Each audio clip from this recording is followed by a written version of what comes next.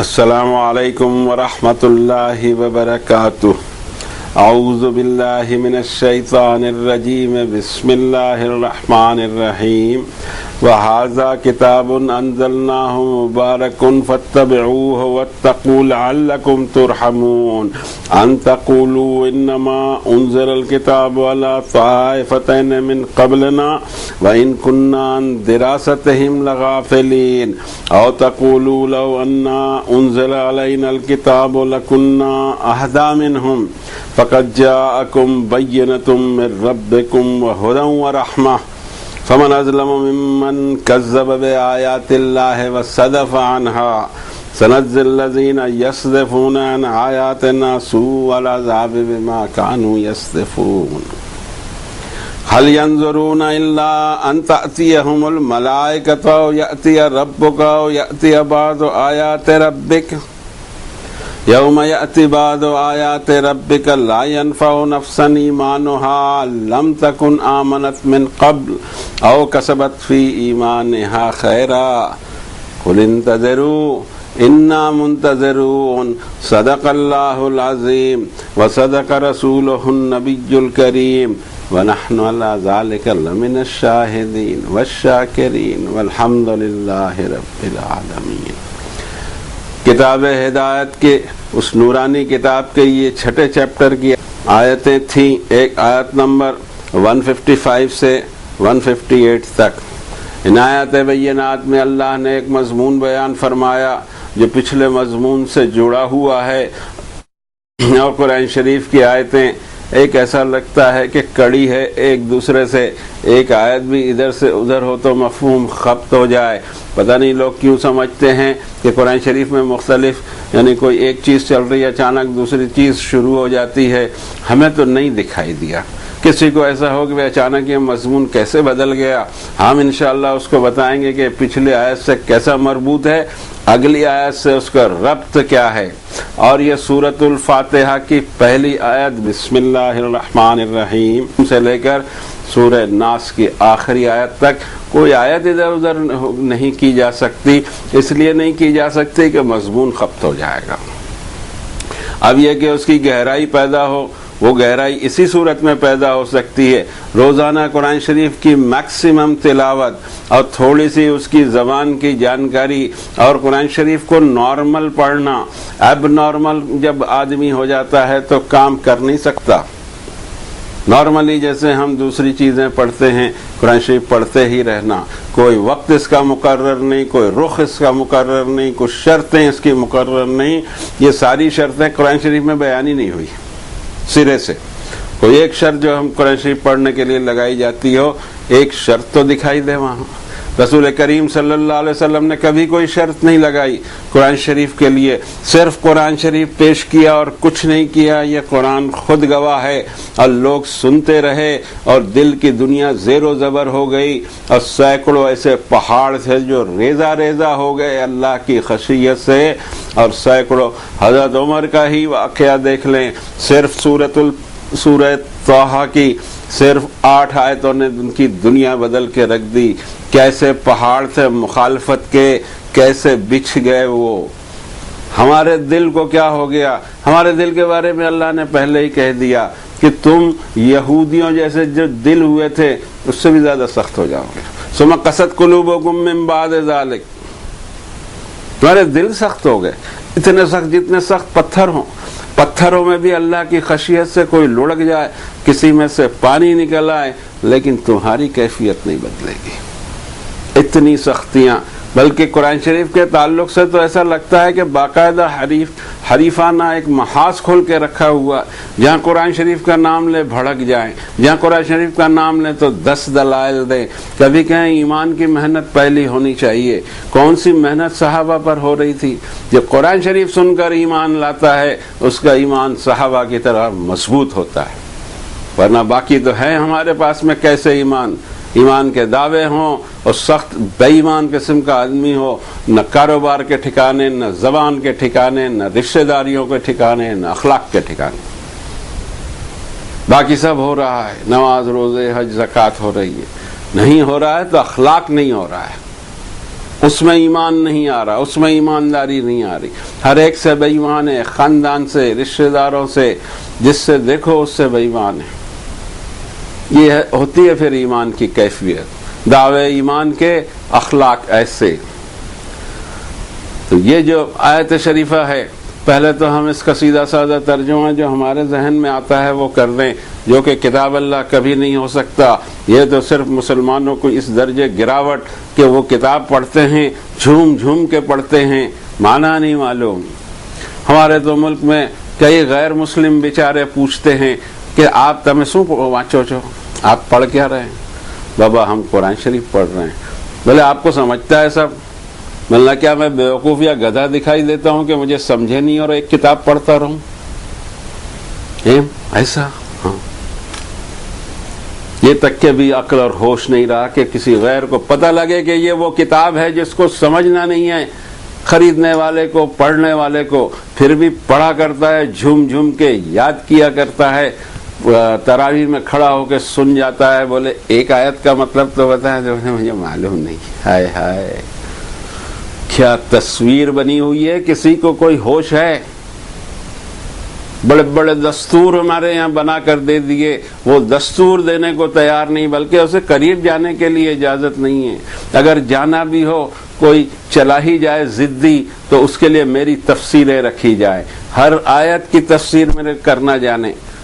اللہ آیتیں اتارے، کہے کہ کل شیء فصلناہ تفصیلا، ساری تفصیل میں نے اس میں بیان کی۔ ولا یأتونک بمثل الا جئناک بالحق واحسن تفسیرا، اس کی تفسیر یہ خود قرآن ہے، لیکن میں آپ کو بتاؤں کہ یہ میری تفسیر سے سمجھا جا سکتا ہے۔ یہ جرت میری نہیں ہے، ہماری نہیں ہے، کبھی نہیں ہو سکتی، کسی ذی ہوش آدمی کی یہ صورت نہیں ہو سکتی کہ اللہ کی کتاب کی تفسیر خود کرے۔ یعنی کیا کچھ کمی رہ گئی تھی تنزیل میں؟ نہیں۔ اگر اس کے احکامات پہ عمل کرنا ہے، نماز کیسے پڑھنی ہے، روزے کیسے رکھنے ہیں، حج زکوٰۃ کا کیا نصاب ہو، تو اس کے لیے نبی کریم صلی اللہ علیہ وسلم کی سنت موجود تھی، اور یہ دو چیزیں مل کر ہو جاتا تھا پورا کام۔ لیکن یہ کام ہم کر نہ سکے، صحابہ نے کیا، اور اس کا رزلٹ ہے کروڑوں آدمی سیلاب کی طرح ایمان میں آئے۔ آج ہم سیلاب کی طرح ساری دنیا میں دعوت اسلام لے کے چل رہے ہیں، کوئی پیچھے پلٹ کے دیکھتا نہیں ہماری طرف۔ کیا بات ہے یہ! کوئی اچھا سوچا بھی نہیں جاتا کہ بابا اتنی محنتیں، اتنے افراد، اتنا پیسہ لگایا جا رہا ہے، رزلٹ زیرو، بگ زیرو۔ اور پہلے تو کیا اسلام کا پاور کم ہو گیا ہے، یا اس زمانے کے لوگ بیوقوف تھے کہ انہوں نے اسلام قبول کر لیا آنکھیں بند کر کے، یا پھر جو آپ اسلام پیش کر رہے ہیں وہ سرے سے اسلام نہیں ہے؟ کوئی ذی ہوش آدمی اس کو قبول نہیں کر سکتا۔ ضرورت اس بات کی ہے کہ اپنے اسلام کو تو قرآن سے چیک کر لیں کہ بابا اس کی صورتحال کیا ہے، کیسے قبول ہوگا دوسروں کو۔ تو ہم پہلے اسی لیے کہتے ہیں ترجمہ کیا، ہم ترجمہ کریں کس بشر کی کیا طاقت ہے کہ اللہ کے کلام کا ترجمہ کریں، یا اقبال اور غالب کے اشعار کے ترجمے نہیں ہوتے جناب۔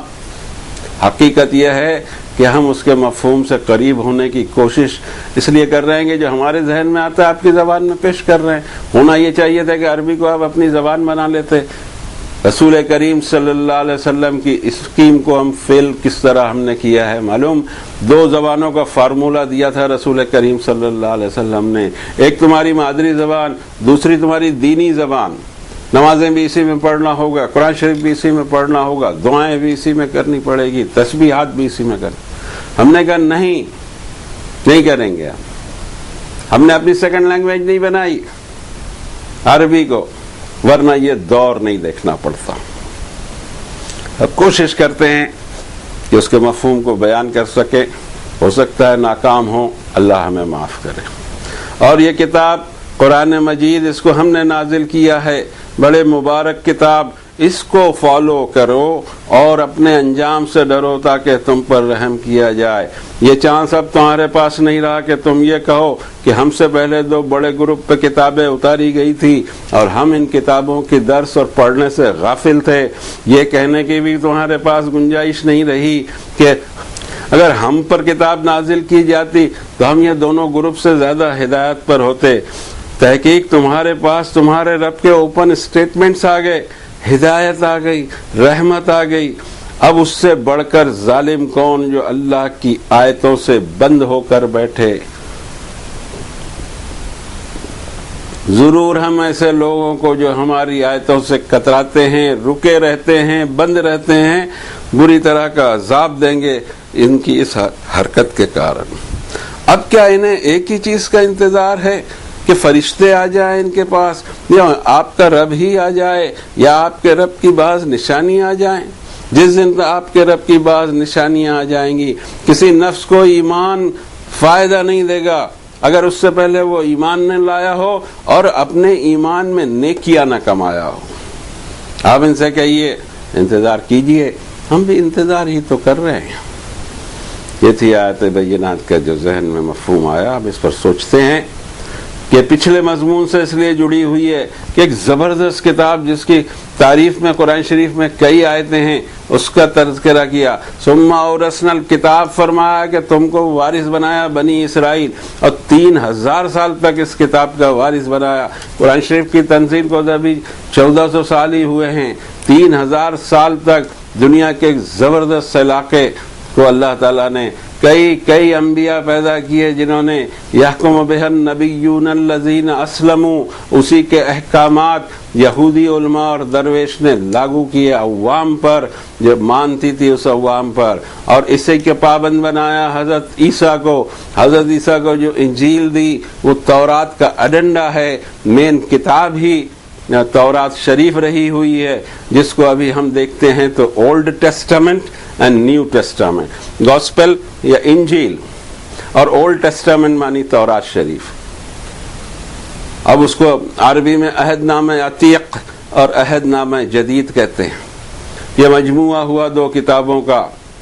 انجیل شریف تو بہت چھوٹی سی کتاب، سورہ آل عمران جتنی بھی نہیں ہوگی، دیٹ واز دا ایڈنڈا، اور اصل کتاب تھی تورات، جس کو جو پہلے دن سے، جس دن حضرت عیسیٰ علیہ السلام کی ولادت ہوئی اور جس دن انہوں نے اپنی ماں کے سوا کسی کو فیس کیا، تو ان کا پہلا ڈائلاگ تھا انی عبداللہ آتانی الکتاب وجعلنی نبیا، مجھے الکتاب دی ہے، تورات دی ہے، اور تورات کے ساتھ اللہ نے بعد میں انجیل بھی اتاری۔ اس کتاب کے بارے میں کہا کہ وہ ہر چیز کی اس میں تفصیل ہے، لیکن آپ کو پسند نہیں ہے، مشکل یہ ہے۔ آپ کہاں مسلم رہے، آپ یہودی ہو گئے، آپ نے کہا ہماری فقہ کافی ہے، ڈاکٹرین آف چرچز ہمارے لیے کافی ہیں، تالمود ہمیں کافی ہے، ہمیں تورات کی ضرورت کیا ہے بابا؟ اب یہاں پر میں اللہ تعالیٰ پھر ان کو بتاتے ہیں کہ عظیم الشان کتاب ابھی بھی تمہارے پاس موجود ہے، کتنا بھی تم نے تحریف کیا ہو، تحریف کر نہیں سکو گے اللہ کی کتابوں کو ٹوٹلی۔ اسی لیے رسول کریم صلی اللہ علیہ وسلم کو فرمایا کہ ان کو کہو قل فأتوا بالتوراۃ فاتلوها ان کنتم صادقین، اپنے گھر سے جا کے جناب تورات لائیے اور مجھے پڑھ کر سنائیے۔ کیا بات کرتے ہیں آپ؟ تورات اور انجیل اور قرآن شریف کے احکامات میں سرے منہ فرق نہیں ملے گا۔ ایک اللہ، ایک قیامت، ایک آئین، ایک سب کچھ ہو، اور کیا ہر کتاب میں کوئی اور مضمون ہو؟ Never, and it is impossible. Just now you can check it. یہ میری طرف سے آپ کو درخواست ہے، جو لوگ تورات شریف کا کچھ علم رکھتے ہوں، چاہے مسلم ہو غیر مسلم ہو، اس کو قرآن شریف کے مزاج سے ملا لیں۔ حرام اور حلال کی ایک ہی لسٹ ملے گی، سود خوری حرام قرار دی گئی، اتنے ہی سخت الفاظ میں تورات میں بھی اس کے لیے وعیدیں آئیں، جیسے ماشاءاللہ ہم کھاتے ہیں نئے نئے نام سے، وہ بھی کھایا کرتے ہیں۔ ہم تو اتنے بدنام ہیں کہ سب سے بڑی سود خوری قوم ہماری، ایک ملک ہے جہاں بھی جنگ چالو ہے، پچھلے 20 سال سے امن ہی نہیں ہو رہا ہے، وہاں کا تو پیشہ ہی ہے، اور اس سود کا نام بھی ان کے نام سے پڑ گیا ہے۔ کسی سے پوچھے تو کہیں گے کہ سود خور یہودی ہوتے ہیں، اور ان کو بھول جاؤ گے جو مشہور ہو گئے ہیں دنیا میں اپنے سود خوری اور سود وصولی کے لیے، رقم وصولی کے لیے۔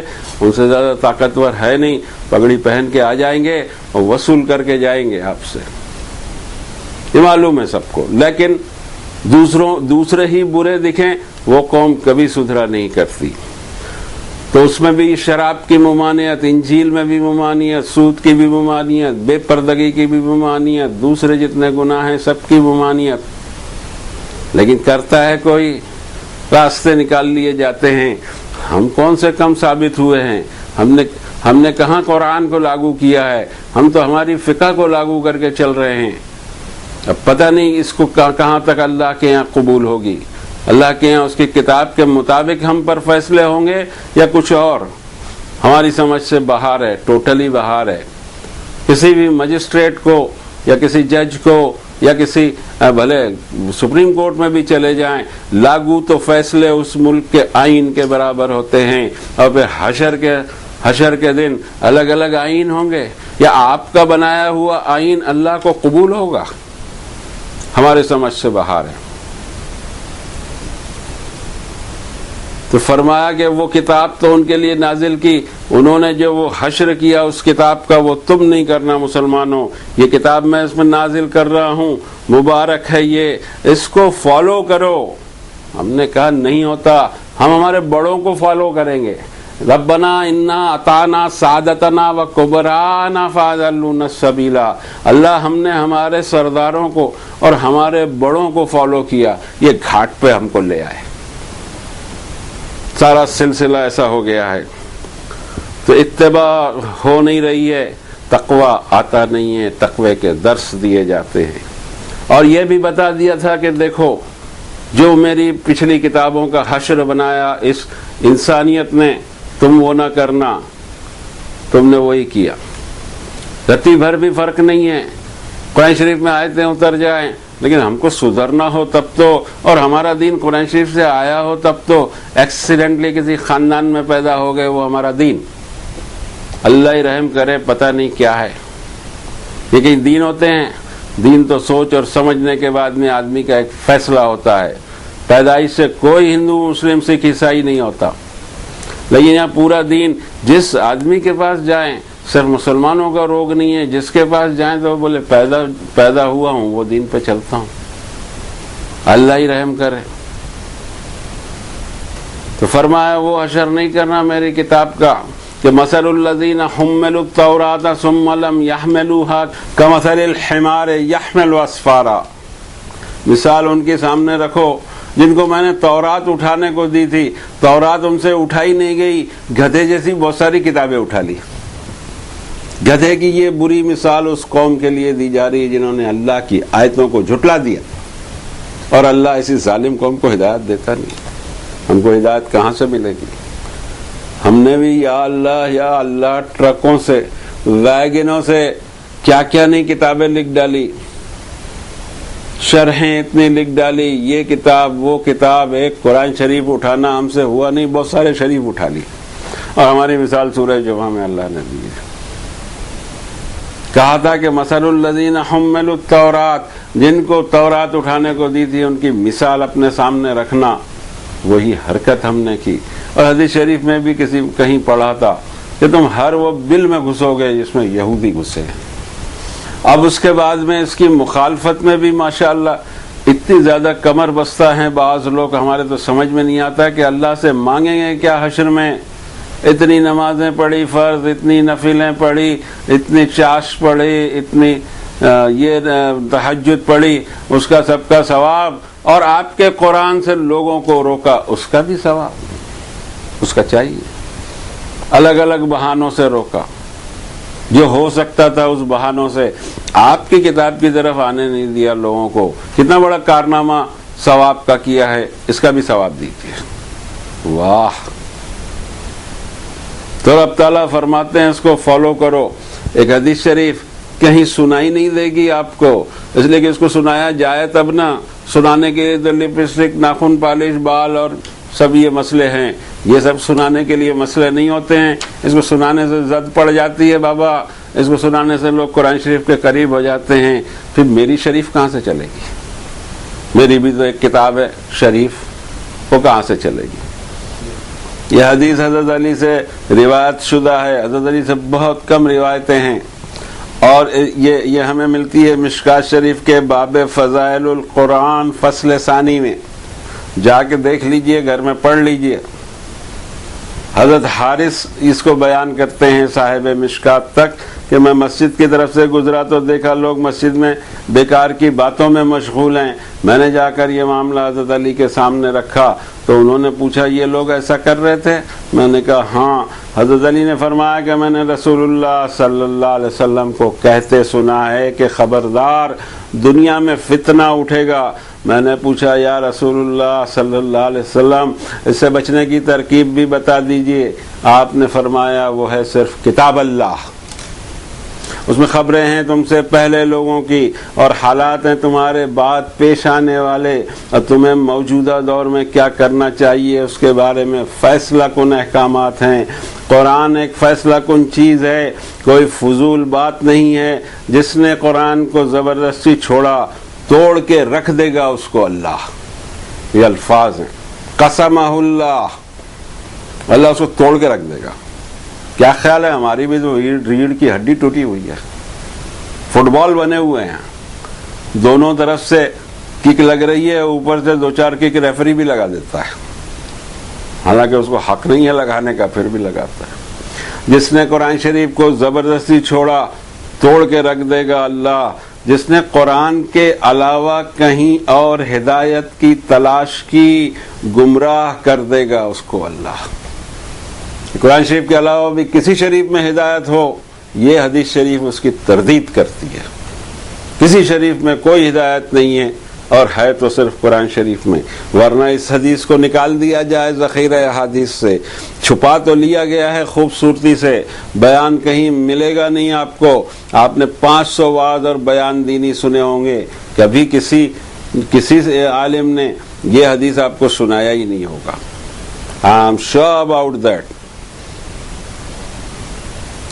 جس نے قرآن کے علاوہ کہیں اور سے ہدایت تلاش کی گمراہ کر دے گا اس کو اللہ. اللہ ہی گمراہ کر دے گا کہ میں نے جو چیز نازل کی تھی اس کی انسلٹ کیا ہے، میں اس کو ہدایت نہیں دوں گا. وہ ایک مضبوط رسی ہے اللہ کی طرف سے، حکمت سے بھرپور، نصیحت سے بھرپور. وہی سیدھی راہ بتاتا ہے، خواہشات اور نفس اس سے بے اعتدال نہ ہو سکیں گے، زبانیں اس کی تلاوت سے تھکیں گی نہیں. اس کتاب سے علماء کبھی بے نیاز نہ ہو پائیں گے، بار بار پڑھنے سے اس کے مضامین پرانے نہیں ہوں گے، اس کے عجائب ختم نہیں ہوں گے. یہ وہی چیز ہے جسے سن کر جنات بھی کہہ اٹھے بے شک ہم نے ایک عجیب قرآن سنا ہے جو راہ راست کی طرف ہدایت دیتا ہے. جناتوں کو ہدایت مل جاتی ہے. یہ تو مسلمان جناتوں سے بدتر دکھائی دیتے ہیں کہ جن کو قرآن سے ہدایت نہیں ملتی. خیر اور بھی کچھ الفاظ ہیں آپ پڑھ لیجئے گا. لیکن کیا گورکھ دھندے چل رہے ہیں کسی کو معلوم ہے؟ گورکھ دھندے صرف اس لیے چل رہے ہیں کہ ہر ایک دعوت چل رہی ہے کہ میری طرف آئیے، میری جماعت کی تعداد بڑھنی چاہیے، میرا فلسفہ چلنا چاہیے. سارے چیزیں اسی کے ذیل میں آتی ہیں. جب بھی غور کریں گے تو ہر دعوت کو سمجھ میں آ جائے گا کہ اس دعوت میں دائی کی غرض کیا ہے. دائی بے لوث نہیں ہے جیسے انبیاء ہوتے تھے. اب یہاں سے پوری دنیا کو ایک بات اور بتائی کہ وہ دونوں جو کتابیں تھی، ایک بنی اسرائیل کے لیے تھی اور ایک حضرت عیسیٰ کے ہاتھوں بھی بنی اسرائیل کے لیے تھی. رب تعالیٰ نے حضرت عیسیٰ کو بنی اسرائیل کے لیے ایک فائنل نبی بنا کر بھیجا تھا کہ اب بھی اگر اس کی مخالفت کرتے ہیں اور اس کے بتائے ہوئے راستے پر نہیں چلتے ہیں تو مغضوب کر ڈالوں گا ان کو. کیسے مغضوب کر ڈالوں گا؟ زمین میں بکھیر دوں گا، کہیں پتہ نہیں لگے گا، مارے پھریں گے اور قیامت تک ان کے اوپر میں اٹھا کے رکھوں گا جو ان کو بری طرح یہاں سزائیں دے. پچھلی صدی کی سزائیں ہمیں معلوم ہیں، تازہ صدی میں پتہ نہیں کون سا ان پر غالب آتا ہے.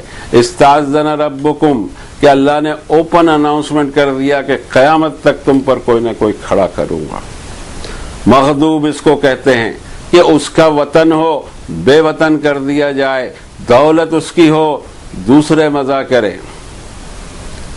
تورات میں اور انجیل میں یہ بیانات موجود ہیں اور خود قرآن شریف میں ایک مختصر انداز میں سورۃ البقرہ اور پھر دوسری صورتوں میں موجود ہے کہ کس طرح اللہ تعالیٰ سزائیں دیتے ہیں اہل کتاب قوموں کو. فرمایا کہ لتفسدن فی الارض مرتین، 2 مرتبہ زمین میں بھیانک فساد مچاؤ گے، وَلَتَعْلُنَّ عُلُوًّا كَبِيرًا، اور بڑی بڑھ ہانکو گے، بڑے عجیب باتیں کرو گے، اور پھر تم کو جو سزائیں دوں گا۔ سورہ بنی اسرائیل کا پہلا رکوع پڑھیے اور کسی کی بھی تفسیر پڑھ لیجئے، پتہ لگے کہ حالات کیا تھے اور کیسے اللہ تعالیٰ نے سزا دی، اور کیسے مغضوب بناتا ہے کسی قوم کو، کیسے غضبناک ہوا کرتا ہے، اور غیروں سے سزا دلاتا ہے ہمیشہ۔ تورات شریف کے کچھ جملے یاد آتے ہیں، تو ان کا گنہگار نہیں ہوگا جو تجھے سزا دے رہے ہوں گے، تو آسمان پہ میرا گنہگار ہوگا، زمین میں تجھے چین سے جینے نہیں دوں گا، زمین جوتے گا تو فصل دوسرا کاٹے گا، دولت کمائے گا تو مزے دوسرے اڑائیں گے۔ کیا کیا نہیں ہے، آج بھی پڑھے تو رونگٹے کھڑے ہو جاتے ہیں۔ قرآن شریف نے اتنی تفصیل نہیں دی اس لیے کہ وہ موجود ہے پچھلی کتابوں میں، اور قرآن شریف ان باتوں کو جو پچھلی کتابوں میں ہے کبھی اس کو ذکر اس لیے نہیں کرتا کہ اس کو اتنی ساری باتیں کرنی نہیں ہیں۔ ہاں جہاں ڈسٹورشنز ہیں، حضرت موسیٰ کے واقعات میں ڈسٹورشن، حضرت عیسیٰ کے واقعات میں، حضرت ابراہیم کے واقعات میں، وہی واقعات قرآن شریف میں اللہ بیان کرتے ہیں، ان واقعات کو بھی بیان نہیں کرتے جو پچھلی کتابوں میں جوں کہ توں موجود ہیں۔ اب دنیا والوں یہ نہ کہنا کہ یہ 2 گروپ کے لیے آپ نے کتاب اتاری تھی اور ہم اس کے پڑھنے پڑھانے سے غافل تھے، اور نہ یہ کہہ سکو گے کہ اگر ہم پر بھی کتاب اتاری جاتی تو ہم ان سے بہتر ہوتے ہدایت پر۔ کتاب تمہارے لیے نازل کر دی کیونکہ جو نبی آئے ہیں وہ انٹرنیشنل ہیں، کوئی نبی انٹرنیشنل نہیں رہا۔ حالانکہ حضرت عیسیٰ کی دعوت بھی انٹرنیشنل چلی، لیکن اس لیے چلی کہ بنی اسرائیل نے ان کو ٹوٹل ریجیکٹ کر دیا اور بدلہ لیا ان سے، اور اپنے زوم میں ان کو صلیب پر چڑھا دیا، اور اس کا کریڈٹ آج تک لیتے ہیں، انا قتلنا المسیح عیسی ابن مریم رسول اللہ۔ وہ جو اپنی رسالت کا دعویٰ کرتا تھا عیسیٰ ابن مریم، اس کو ہم نے لٹکا دیا۔ یہ دعویٰ آج بھی قائم ہے، مگر اللہ فرماتے وما قتلوہ وما صلبوہ ولکن شبہ لہم، نہ ان کو قتل کر سکے، اللہ کے نبی کو قتل کر ڈالو گے، نہ اس کو صلیب پہ چڑھا سکے، اللہ نے ان کو ڈاؤٹ میں ڈال دیا، بل رفعہ اللہ الیہ، اللہ نے اپنی طرف ان کو اٹھا لیا، دشمنوں کے ہاتھ نہیں آنے دیا۔ دشمن اب تک کے باجے بجا رہے ہیں کہ یہ اور یہ کیا، کچھ نہیں کر سکے وہ۔ اب آتے ہیں اس طرف کہ حضرت عیسیٰ کی دعوت بھی ورسولاً الی بنی اسرائیل تھے وہ۔ حضرت موسیٰ کی دعوت ایک تو فرعون کی طرف جو ٹوٹلی ریجیکٹ ہوئی، اور دوسری بنی اسرائیل کی طرف جس کو اللہ تعالیٰ نے ثبات عنایت فرمائی۔ پھر رسول کریم صلی اللہ علیہ وسلم کی بعثت ہوئی تو کیسی ہوئی؟ قریش کے لیے، عرب کے لیے۔ I'm sorry to say ایسا بالکل نہیں تھا۔ قل یا ایھا الناس انی رسول اللہ الیکم جمیعا الذی لہ ملک السماوات والارض۔ اے نبی صلی اللہ علیہ وسلم آپ اعلان کیجئے کہ اے سارے کے سارے انسانوں، میں تم سب کی طرف اللہ کا رسول بنا کر بھیجا گیا ہوں، سب کی طرف، قوم کالی پیلی گوری کوئی بھی آئیں، کوئی بھی ان کی زبان ہو، کوئی بھی ایتھنک گروپ کی ہوں، کچھ بھی ہوں، ایک ہی رسول۔ اور پھر سوال یہ پیدا ہوتا ہے کہ جب انٹرنیشنل رسول ہیں تو کتاب بھی انٹرنیشنل چاہیے۔ یس اٹ از انٹرنیشنل، کس درجے انٹرنیشنل ہے اور کس تدریج سے وہ آگے بڑھی ہے۔ جیسے تدریج معلوم ہو، صحابہ کے ہاتھوں لکھے ہوئے صفحات موجود ہے، اس کا عکس موجود ہے، آپ آیت پڑھ نہ سکیں کون سی آیت ہے۔ ہاں اللہ کا شکر ہے کہ جو قرآن شریف کی مسلسل تلاوت کرتے ہیں وہ سالو کر لیتے ہیں فلاں آیت۔ نقطے غائب، بغیر نقطے کے عبارت کیسے پڑھو گے؟ زیر زبر غائب، زیر زبر 200 سال بعد لگے ہیں، نقطے لگے ہیں 100 سال کے بعد، اور ہر صدی کے اندر میں قرآن شریف کی خدمت ہوتے ہوتے اب پوزیشن یہ ہے کہ وہ ساری دنیا کی لائبریری میں موجود ہے۔ ساری دنیا میں کوئی شہر اور کوئی قصبہ ایسا نہیں ملے گا جہاں قرآن شریف کی ایک کاپی نہ ہو۔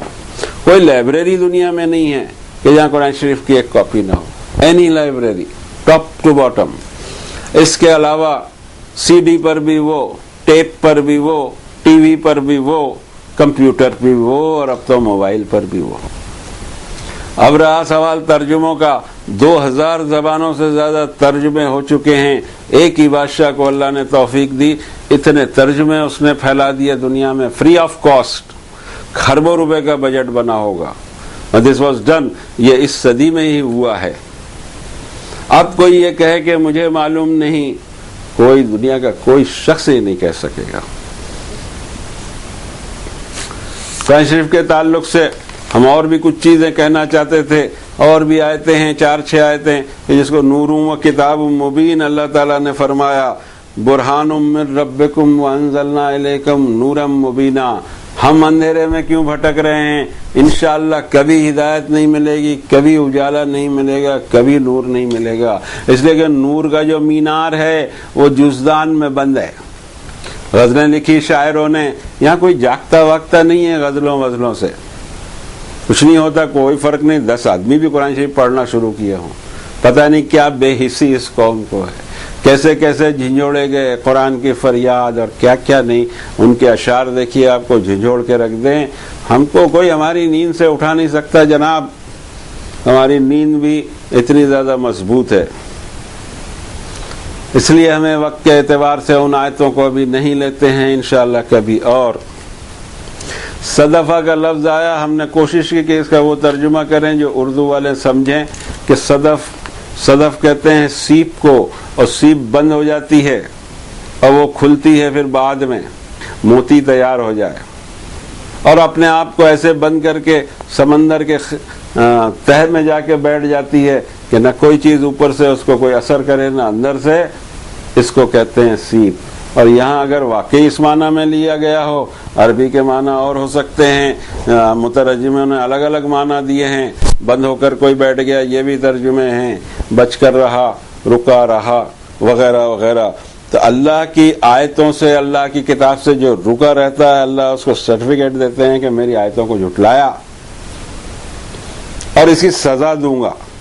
एक ऐसा नहीं कि मैं लेट गो कर जाऊं, मेरी आयतों की कोई इंसल्ट करे, तुझे नहीं मानना था, ना मानना था, लेकिन तूने इंसल्ट किया मेरी आयतों की, मेरे कुरान की इंसल्ट किया, मैं छोड़ूंगा नहीं। फरमाते हैं कि अच्छा अब वो इंतजार है, इससे पहले तौबा की तौफीक नहीं हो रही है, ये इंतजार है कि फरिश्ते ही उतर आएं या मैं ही खुद चला आऊं या मेरी आयतें कुछ तुम्हारे सामने खुलने लगे। आई एम सॉरी, मैं इसको और अच्छे से तर्जुमा करता हूँ। क्या अब इन लोगों को यही इंतजार है कि इनके ऊपर फरिश्ते ही उतर आएं, या आपका रब ही आ जाए, या आपके रब की बाज निशानियां आ जाएं? इसी का इंतजार है। बहुत अच्छी बात है, तब ईमान ला लीजिएगा, कुरान शरीफ को तब मान लीजिएगा। लेकिन याद रखें कि इससे पहले अगर किसी ने ईमान नहीं लाया तो अब ईमान लाना उसको कोई नफा नहीं देगा। वो तो फिरौन भी डूबते डूबते ईमान लाया था। अल्लाह पाक ने फरमाया अलाना, अब इस वक्त। तो इससे पहले जनाब क्या कर रहे थे? सारे फसाद की जड़ बने हुए थे। तो जब अल्लाह की तरफ से अजाब का प्रोसेस चालू हो जाता है, फिर कौमें बिल बिलाकर ईमान लाती, वो कबूल नहीं होता। 2 शर्तें हैं, पहले से ईमान लाया हो और ईमान में नेकियां कमाया हो। नेकियों के बगैर ईमान से सिर्फ ईमान से कोई जन्नत में जा नहीं सकेगा। आपकी कहानियां अपनी जगह हैं, कुरान शरीफ की बयान करदा हकीकतें अपनी जगह हैं। दोनों चीजें आपके लिए खुली हैं, चाहे आप अल्लाह की किताब पे चलो, चाहे आप अपने खुद की किताब पे चल जाओ। बाबा रिजल्ट देख लेना, रिजल्ट तो आने ही वाला है। इस किताब के अहकामात अल्लाह लागू करने वाले हैं, वो मिल जाएगा। कहाँ कहाँ से कहानियां जोड़ते हैं। हर एक मुसलमान समझता है कि बिला रोक टोक मैं तो जन्नत में जाऊंगा, और कुरान शरीफ बार बार इसकी तरदीद करे। ये कौन सा इस्लाम है? हमें तो ये इस्लाम ही नहीं समझ में आता, इसीलिए तो वो फैल नहीं रहा है। अगर वो फैल जाए तो हमें ताज्जुब हो जाए। करोड़ों इंसान दावत दे रहे हैं, 1 इंच तो इस्लाम सरके। करें क्या? रोते हैं, रोने को भी मजदूर नहीं मिलते हैं। रोऊं जिगर को, पीटूं दिल को, रोऊं जिगर को मैं, और मकदूर हो तो रखूं, क्या कहते हैं गालिब, रोने वालों को मैं नौकर रखूं। बाबा रोना शुरू कर, इतना तो मेरे पास आंसू नहीं है। रोते रहे कि क्या हो रहा है। अकेले में रो भी लेते हैं, किसी के सामने क्या रोएं, हमारे रब के सामने रोते हैं। आपकी किताब की बेहुरमती हो रही है, बेइज्जती हो रही है, नाकदरी हो रही है। हम अफसोस है, अल्लाह उनमें हमारा शुमार नहीं करना। ربنا لا تجعلنا مع القوم الظالمین. ہم پہلے سے اپنا شمار ان سے الگ کروانا چاہتے ہیں، ہم نہیں ہیں وہ.